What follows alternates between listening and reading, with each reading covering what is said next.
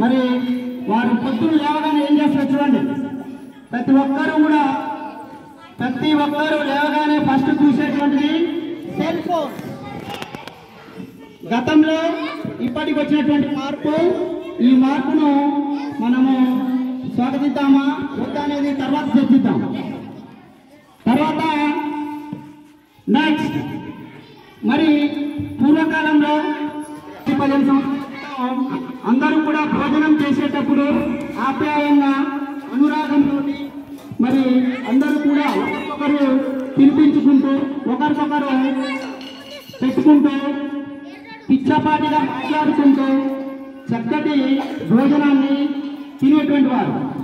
మరి నేడే విధంగా ఉంది అనేటువంటిది చూసినట్లయితే మరి ప్రతి ఒక్కరు కూడా వేరు రూముల్లోకి వెళ్ళి వేరు దగ్గర కూర్చొని మరి ఒక పని కాదు 2 పనులు చేస్తూ దీంతో పాటు ఇంకొక పని కూడా టీవీ చూస్తూ మరి తినడం అనేటువంటిది మరి సేవించుకుంటూ తినడం అనేటువంటిది జరుగుతుంది ప్రస్తుతంలో.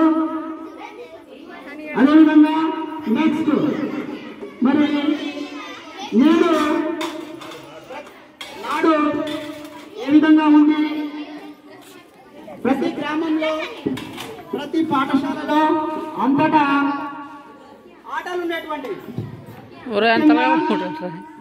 ప్రైవేట్ పాఠశాలలో అయితే అసలు గ్రౌండే ఉండదు. మరి ప్రభుత్వ పాఠశాలలో అన్నీ ఉంటాయి, ఆటలు ఉంటాయి, పాటలు ఉంటాయి, సాంస్కృతిక కార్యక్రమాలు ఉంటాయి, అన్నీ కూడా ఉంటాయి. మరి గతంలో ఇటువంటి ఆటలు ఓ 10-11 దాకా కూడా ఓ బజార్లలో ఆడేటువంటి పరిస్థితి ఇదివరకు ఉండేటువంటిది. మరి నేడే విధంగా అనేటువంటి చూసినప్పుడు నేడు ప్రతి ఆట, ప్రతి పాట, ప్రతి మాట, ప్రతి చాటింగ్ అన్ని సెల్ ఫోన్సే.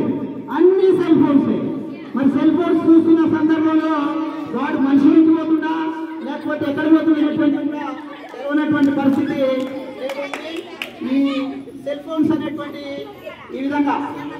అదేవిధంగా నెక్స్ట్ ఓ ప్రమాదం జరిగితే వెంటనే అతన్ని రోడ్డు మీద చూసి వెంటనే కాపాడి తీసుకునేటటువంటి పరిస్థితి ఉండేటువంటిది. మరి నేడు ఏ విధంగా ఉంది అనేటువంటి చూసినప్పుడు నేడు ఏ విధంగా ఉంది. నేడు ప్రతి ఒక్కరు కూడా చూడగానే ఫస్ట్ వాట్సాప్లో షేర్ చేయాలి, ఫస్ట్ ఎవరికో తెలియజేయాలనే ఆతృత.